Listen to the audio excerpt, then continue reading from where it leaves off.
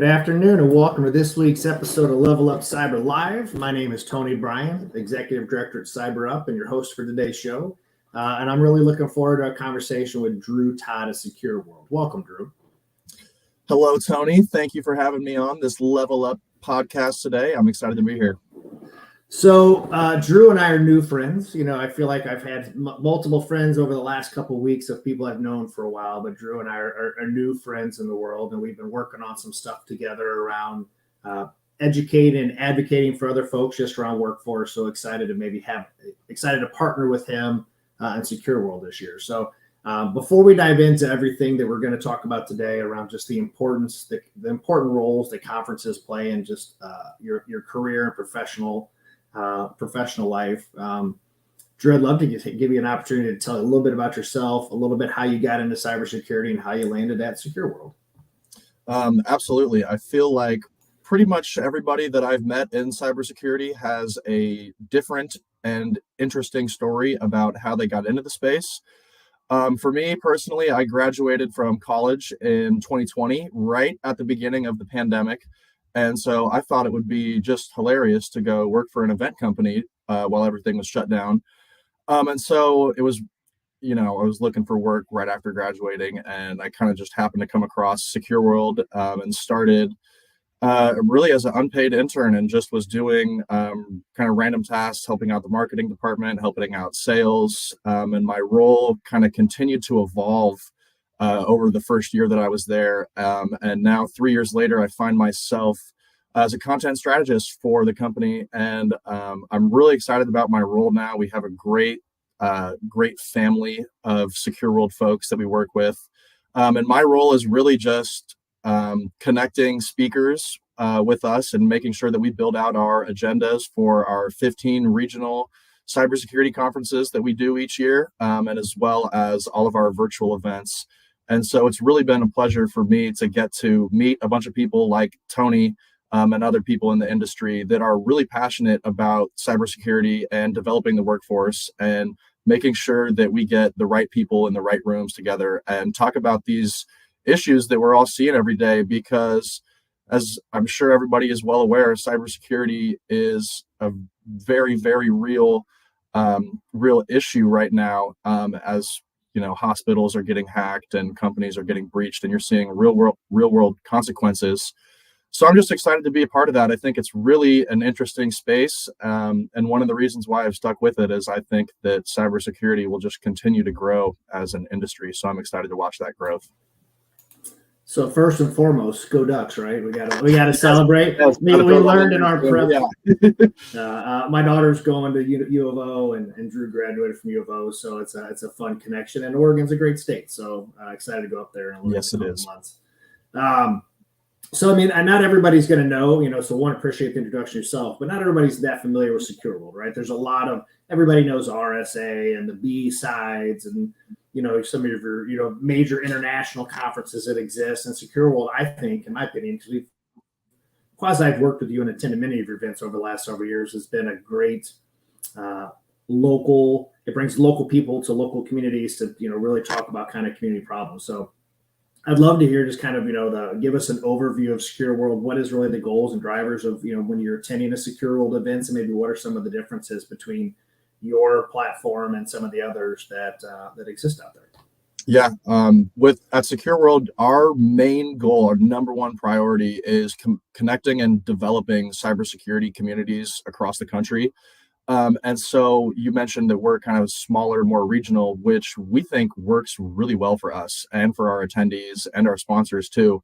With the big conferences like the RSAs and the Black Hats and the B-Sides, if you've ever been to an RSA, it is quite chaotic for 4 days. There's a lot going on, and the vendors throw a lot of money at their booths.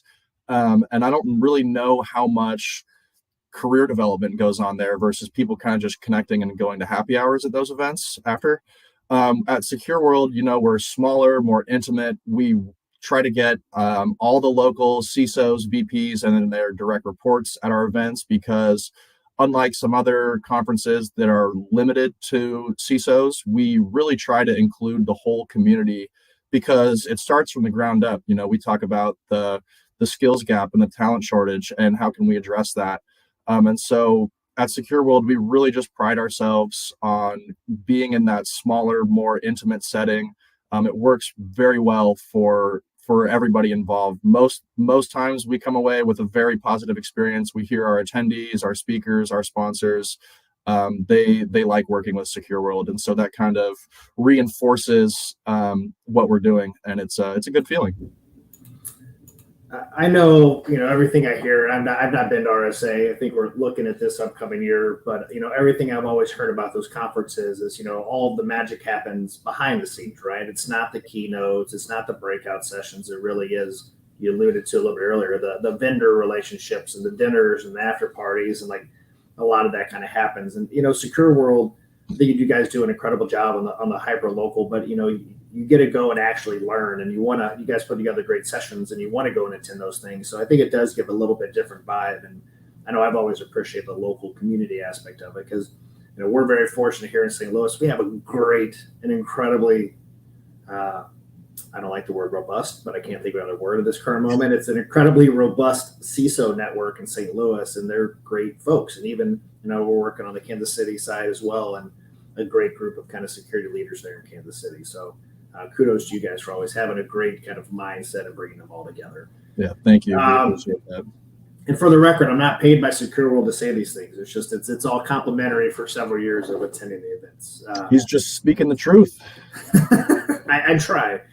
So what you mentioned a little bit earlier, right? You were looking for that job and decided to get into events in the middle of a global pandemic where events were kind of shutting down. So what was the main thing that kind of attracted you to the cybersecurity sector, and what's kept you here and all the ups and downs since COVID, right?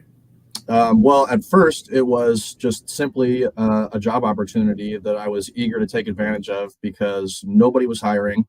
And so I was just excited to get out of the house and do something. But as soon as I kind of got my feet wet and started understanding what SecureWorld about, and really understanding what cybersecurity as a whole is about, because I wasn't very familiar with the industry at the time, and it's been really great watching it grow. And so it's just been a really solid experience. And I can see the growth and the future of cybersecurity, and it's obviously going to be important for as long as we have computers, I would say. And so just seeing that and seeing the importance and going to our events, our local conferences, it really does feel like we are making an impact in the industry, in those local communities. And so that's really what has kept me around, is I do feel it is rewarding, building the agendas and getting the right people in the right room. And afterwards, some attendees are coming up to me and our team, and they're saying, like, I can't believe that Tony just gave such a good talk on developing the workforce. Like, that really inspired me to think differently.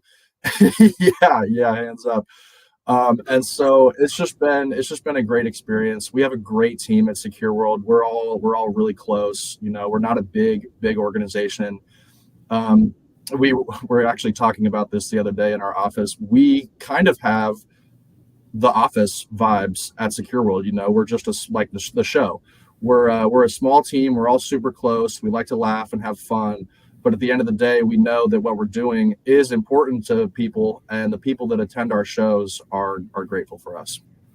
Do you have a specific office character that you identify with? You a Jim? Maybe are you? I'm definitely more of a Jim than a Dwight, but I don't know if I'm perfectly Jim. All right.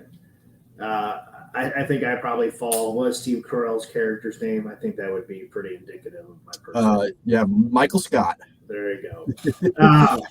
So I'd love to get a take right on what a lot of the folks that listen to our show, are kind of career seekers, entry level folks, and really trying to find that first way to break into it. Last week's guest was Mark Manglik-Mott from Arctic Wolf, and the week before that was Cam, my buddy Cam Rizzavi, who just broke into the sector. And I know for Cam specifically, SecureWorld actually played a role in a lot of his things because he was coming to St. Louis SecureWorld. So, what do you view as some of the main reasons, to attend events and conferences and things like that, like SecureWorld? Number one, I would say networking opportunities. With the way that we have the schedule and flow of our conferences, we have networking breaks built in throughout the day, so you can go attend a session or two, and then you can come back to our exhibitor floor, where all the attendees gather. We have coffees and snacks and stuff like that in the morning, and maybe a little happy hour in the afternoon. So everybody likes gathering, meeting the vendors. It's really great for them to connect with our speakers too, because we encourage our speakers and our advisory council to stick around and watch the floor or walk the floor. And I haven't really talked about our advisory councils, but those are our CISO communities in each region. And so we have a close relationship with them, and they're really the driving force behind our event as a whole. They guide the agenda, they help drive attendance, they help get the word out. And so having an opportunity, you're trying to break into the cybersecurity space, and it's not exactly easy to get that first job for several reasons. But when you come to a conference like SecureWorld, you have so many opportunities to talk to the right people. You can talk to the CISOs in your local market. You can talk to vendors that are there at the show. There's really just a ton of opportunities at conferences like SecureWorld. And we've seen that pay off for people. You're talking about your friend who was saying that coming to one SecureWorld show, he actually had a career opportunity. And I'd say at almost every single show that I've been to, we have an attendee or even a CISO who is telling us that they got connected with somebody that they didn't know beforehand, that they're now working with. And it's really that's another part of the rewarding factor for us. So I'd say the networking opportunities is the best. So networking, I'm going to add job hunting, right? Job hunting, yeah. There. What about the professional development side, right? I mean, you alluded a little bit around just the content that you're doing. That's really how we got reconnected, right? So Sarah Flores, the CISO, deputy CISO out of First National Bank of Omaha, sits on your advisory council in Kansas City, and said, "Hey, I just talked to Tony. Tony's a great guy." So I was excited to reach out that you reached out, because I have found that all too often a lot of conferences, man, are really not looking at the workforce side of this, and it's frightening. It is a big concern. Now, the dust has settled a little bit. The 750,000 is it's reduced to what, a $500,000 number. It's gotten a little bit better. But there's still a lot of opportunities out there to grow. So excited to see the SecureWorld kind of leaning into this idea of workforce and really trying to help relook how organizations are doing this, because it is a critical discussion point from there. So on the professional development side, right, I think you're curating great content. Kind of dive into that of what are you kind of putting in mind? Are you hyper focusing on regional topics? Are you looking at national topics when you're kind of pulling together an agenda for this session? It's definitely a mix of both, looking at regional topics and just broader industry trends. Like this year, where everybody's talking about the risks of AI and the legal implications of AI. We've seen also with the compliance too for our topics that we're looking to get on our agendas this year. AI and the new SEC rules are at the top of everybody's mind. We have talked about, the CISO for SolarWinds and the CISO for Uber being prosecuted when their companies were breached, and so that's a huge topic that we're talking about. And then with the workforce, developing the workforce, just having those regional thought leaders in the room and giving their presentations and talks, and connecting with the rest of our local communities is really beneficial for our attendees to kind of get a different perspective on where they think that they should be, where they should be going. And so that's all good stuff.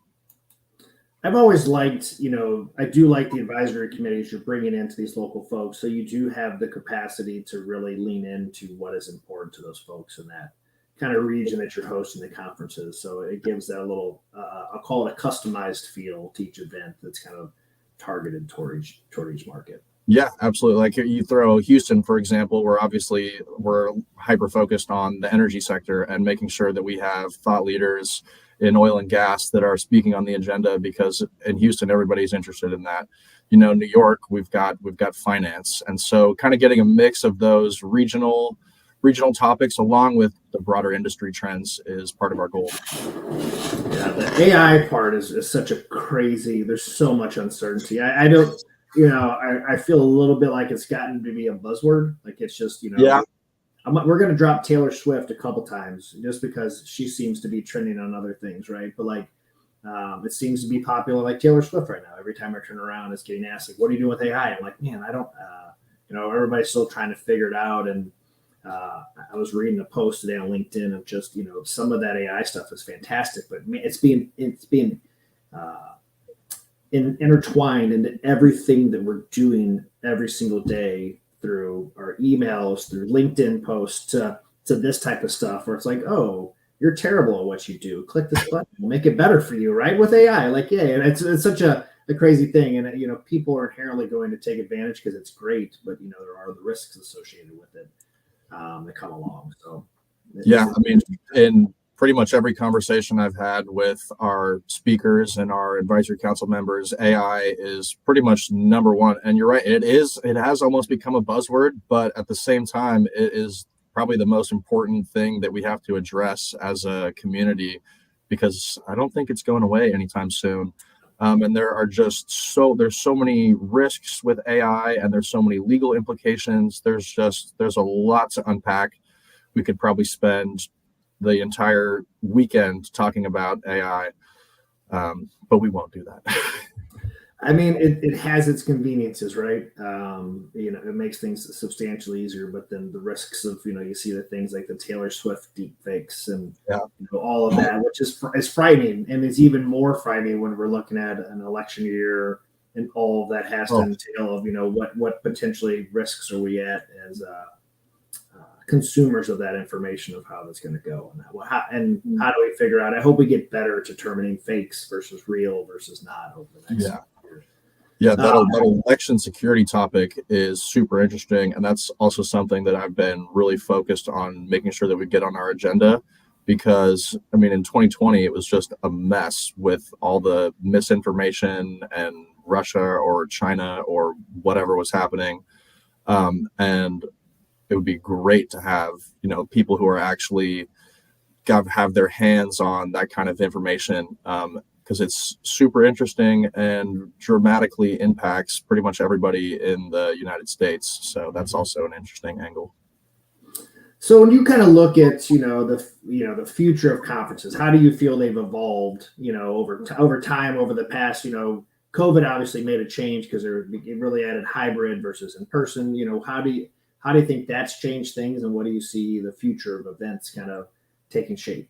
That's actually a pretty interesting question. I guess I hadn't really given too much thought about what the future of conferences will look like. Obviously, since COVID, there's a lot more digital opportunities for everybody. Like at SecureWorld, when we had to stop in-person conferences, we pivoted and started doing virtual ones, and the virtual ones were pretty successful, and we still do them today. Not as much as we were doing in 2020, but we still do them, pretty regularly, and those are really good. For the future of in-person conferences, honestly, I don't see it changing very much. I think the point of having the in-person conferences is to have the FaceTime with people in your community in that region and having those one-on-one conversations. And I don't really know how you get away from that, especially with the way that technology is trending and with AI. I think it's actually more beneficial to almost go backwards and just be like, hey, like, no technology, let's just sit down and talk face to face about these issues that we're having. And I don't see that changing. I think that's why people come to in-person conferences, because you can attend a virtual event, you can listen to the talks, the pre-recorded talks, and you can still take away some valuable information from that, but it won't ever be the same as when you're actually there in the room listening to people talk. You can raise your hand and ask questions and have FaceTime with our thought leaders and our advisory council. I don't think that there's any way to replicate that, and I don't think I see that changing in the future. Even I find, I know for me, I won't speak broadly for the entire world, but I know for things when I was attending virtual, it was so much easier to click and do other things, right? Put the conference, I've got my two monitors, put a conference on this monitor, do my work on here, and I'm listening to it. I'm not really giving my full attention to it because I don't have to, because I'm busy, I've got other stuff. So I think that you lose a little bit of the juice that comes along with attending conferences because you're not really immersing yourself in the content information. And then the networking is, I mean, there was a lot of great tools I think that came out to make virtual conferences more interactive. Mm-hmm. But it's not the same as walking up and shaking a hand and meeting that person face to face and kind of putting a face to a name. So that's a good take. I hope they don't change as a guy who likes to network and meet people. But I also know, like for us, I sit on the board of Tech STL, which is a tech council here in St. Louis, and I'm just watching. Tech councils drive a lot of content and events for most regions. And like it's really been a struggle for the last since 3 years of like what is drawing people into events and what is the content you're creating that's really going to want people to hear. What has been your approach and SecureWorld's approach to really kind of combat some of that hesitancy to go out and attend events, based off of content? Definitely, we experienced a lot of that in our first year coming back to in person after COVID. One, because everybody was like, "Is it safe to go outside? Am I going to be okay? Do I have to wear a mask? All this stuff." But I think really the only way that we've been able to directly address that is with the agendas that we build. If we get the right speakers on our agenda and people are seeing that on our websites and on our LinkedIn promotions, they're going to want to go attend. If they see CISO at the largest company in their region is presenting on a topic that they know they'll be interested in, they'll probably want to attend that session. And that's been probably the main driver in getting people to our shows outside of the networking opportunities and the career development. Yeah, I have found for Tech STL stuff, the topic is very important when somebody comes or doesn't come. If it's not a strong kind of topic, or a lot of it's been around AI, cryptocurrency has been kind of the popular stuff that I've seen a lot of people come, but workforce has not been well attended for a lot of folks because I think people are just over inundated with that information in other places. So right. It's been interesting to watch just the parallel shift. And I think people are just so much more, at least I know specifically for me, and I'm assuming you, like I'm so much more intentional with my time. Like if I'm going to go out, like, today I'm working from home, but like, if you go out of the office to go to meetings, you're going to try to stack those things and minimize, I'm going to leave here for a 1 hour window to come back. I'm going to try to, stack 2, 3, 4 things and really maximize my time and effort to go in, which I have always kind of taken that as a positive post COVID of like just really understanding time management as a person in a better way. Do you, so when you look ahead to just, the future for SecureWorld, do you see, a better blend of just some online conferences or do you think the kind of secret sauce and the what you guys are doing now is working really, really well? Or what challenges maybe have you had to try to keep up with those things? I think that we, for an event company, so many people just closed their doors and COVID had never reopened. And so first of all, we're just super grateful that we're still around and able to have these conferences. I think for the future of us, it's really just sticking with exactly what we know and kind of expanding. There are a couple of markets that we had before COVID that we haven't gone back to. And we're eager to kind of just keep expanding. We'd like to have more events across the country. This year, we're relaunching our Toronto event, which we did in 2019, 1 year before the pandemic happened. And so, getting into Canada, we've talked about doing stuff in Vancouver as well. Just kind of expanding our reach and trying to continue to connect the right people is pretty much what I think that we'll stick with. How does, for anybody who's listening or that taps in, if I wanted to present or maybe be, a speaker at an event, what would be the advice you'd give to those folks? I would welcome anybody that's listening to this to go to our website and find our speaker submission form. We get several requests, from all of our markets from people just like you, Tony, who are interested. They're thought leaders in their own region. They might not know SecureWorld yet, or they might not know anybody that has been to a SecureWorld event. But with those regional markets, it's great for us to get the word out. If you're interested in speaking, please talk to me. I'll give you my cell phone number. We can have a call. I'm always eager to kind of build our communities, get more thought leaders in the room. And so check out our website, find that speaker submission form, and I will get back to you.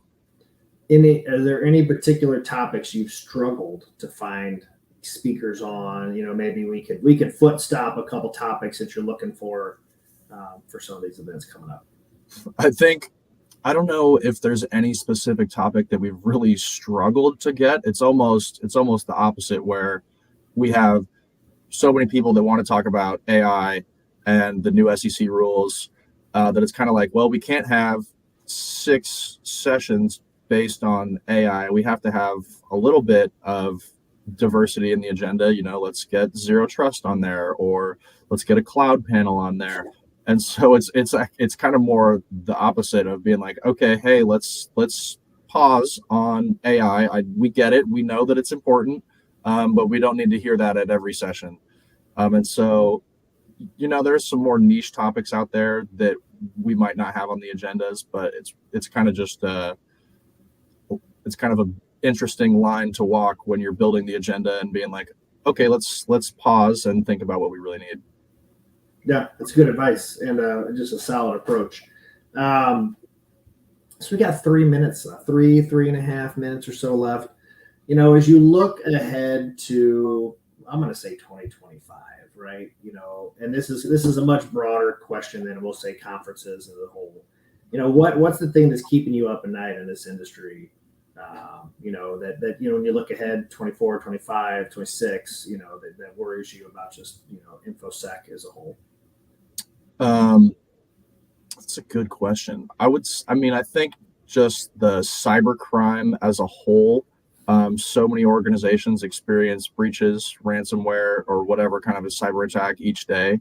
And it's difficult to stop those attacks. The threat actors in Russia and China and Iran, or wherever else they are, North Korea, they also have AI tools. And they are learning just as we're learning how to use those AI tools. And so that's probably what I would say is, the biggest threat or most interesting threat, kind of the global cybercrime that arises along with the geopolitical tensions. We have a couple keynote speakers who brush on that topic. Colonel Cedric Layton, who's a CNN analyst, he gives a great talk on the global cybercrime and how geopolitics impacts cybercrime, which is why you see China is hacking Microsoft this week. And so that's probably the most interesting topic to dive into, because you kind of get into some global politics and how the cyber warfare influences that. You look at the war in Ukraine right now, and how Russia and Ukraine just continue to hack each other back and forth, take their radios offline, and whatever other cyber attacks there are out there. So that's kind of where I see that going in the future. I was spent a little time this week kind of listening to the FBI hearing that they gave, and some of the warnings around just the risks that we're seeing from China and some of the international threat actors, and did a little bit of follow-up kind of reading on that, of just how it was really a strategic global positioning, right? Like it was a passive aggressive way to say, we see you, stop it, or we're gonna have to do something about it kind of position, was really what I took away from the content for the FBI saying for things like that. But it is the geopolitical part of it, and I think the front lines of war have changed, quite a bit over the years, where this new kind of digital front line is really where things start, and hopefully not end, but hopefully those things are starting for things. So as we're winding out, everybody gets the same last question, sir. So, what advice would you give to folks that are looking to level up their cybersecurity career? If you are looking to level up your cybersecurity career, I would encourage you to come to a SecureWorld conference.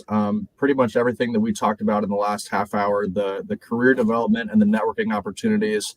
If we have an event in your city, come to our show. You're going to see great content, great speakers. You're going to be able to get connected with the local CISOs in your community, VPs and their direct reports. We'll have a bunch of vendors there. It will really be the perfect opportunity to level up your cyber career. Any events coming up in March you want to highlight that, some of those? Yeah, our first event this year is our Boston event, March 13th and 14th.